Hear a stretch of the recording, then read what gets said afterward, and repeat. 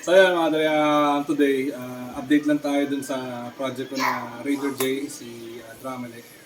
So, marami kasi nagtatanong na kung ano nangyari sa kanya. Ang last na post ko sa kanya, November pa yata o October last year. So ngayon, pakita ko sa inyo kung ano na yung progress dun sa Raider J ko. And then, tara, samahan niyo ako. So, unahin natin yung chassis kasi nire-paint ko yung chassis. Hindi ko na siya dinala sa iba. Ako na mismo nag-repaint. Tapos, meron na lang akong isang kailangang ayusin para matapos yung mga bakal-bakal na kailangan ayusin. Tara, tara.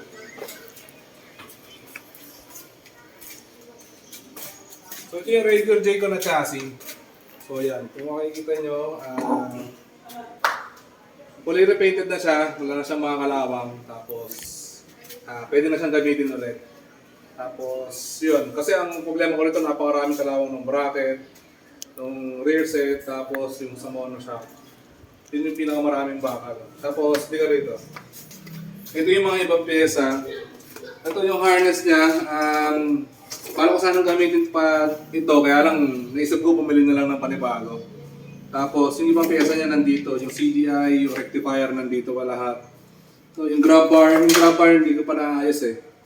Pero madali na lang to. Tapos yung center stand, ito yung gusto kong i-restore talaga ng gusto. Kasi puro kalawang tayo, sobrang dami ng kalawang. Ayan. Ito madali na lang to. Tapos yung plaka niya, ito pa. Dito pa yung plaka niya. Tapos yung ibang wire nandito pa.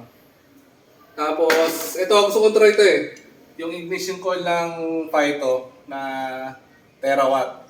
Gusto ko i-try ito kung gagana pa. Pero meron na itong kapalit. So titignan lang natin kung gagana pa after so many years na hindi siya nagagamit. Tsaka naka-impact. Nalulubog ng tubig. Ayan. Testingin natin. So punta natin yung mga ibang pyesa. Mga ibang pyesa na ikakabit natin dito sa Raider J. Ito yung brake hose niya. Ginagamit natin yung brake hose. Harap likod. Tapos ito pa yung iba pyesa, may brake, may petrol pipe dito. Ito yung pinaka-harness niya. Tapos ito, yung pyesa lahat ng makina. Nandito lahat nakalagay. Tapos, ayan, meron tayong brake fluid kapag magkakabit tayo ng caliper. Air filter, handle switch, tapos grip. And then, ito, yung plug wire para dun sa ignition coil. Ito yung bagong ignition coil na gamitin. 7400 yung pinadala nila. So, ang carb naman talaga to. Tapos stock CDI lang tayo, kaya okay na okay to. Tapos, meron tayo dito, ito, yung brake master. Yan. Yun lang isa gamitin natin. S-oil. SL7, tapos gamit tayo ng side mirror na carbon.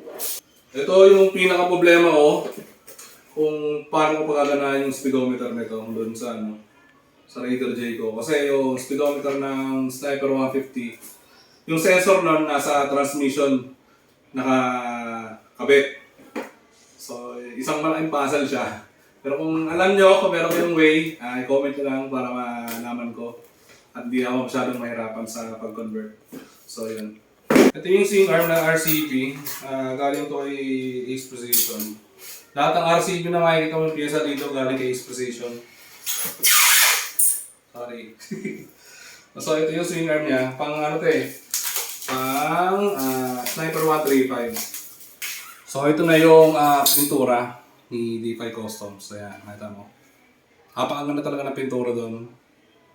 Solid na solid. Kaya masarap pagpa-powder coat doon. Ayan. So ito yung swing arm natin na gagamitin para doon sa Raider J natin. Tapos ito naman yung monoshock natin gagamitin. So itong monoshock na to ay pang Sniper 135 din. Ayan. Premium black na RCB. Tapos ito naman ay oil cooler. Ayan. 12 rows to na oil cooler. Kasi may hindi ako mag-long ride gamit yung Raider J ko dati talaga. So, nadadala ko yun ng pagod proof. Ayan. Para hindi siya mag-overheat gamit tayo ng oil cooler. And then, ito naman yung rear set na gagamitin.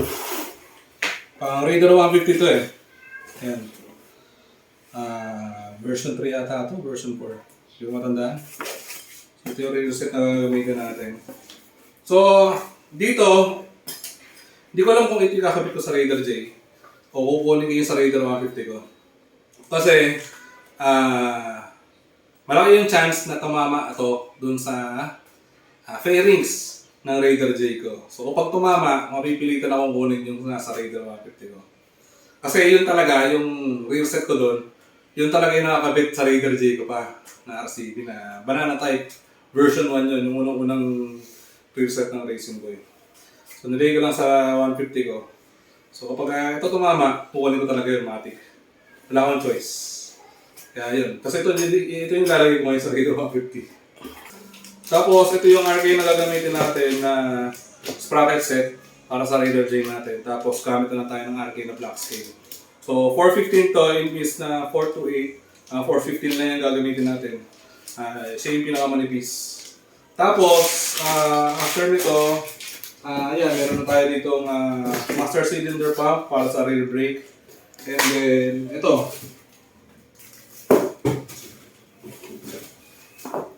Ito yung crankcase cover natin. Tsaka stator cover. Oh, yan. Ano ba yung kulay? Pogi-pogi. P5 Customs yan, powder ko. Diba?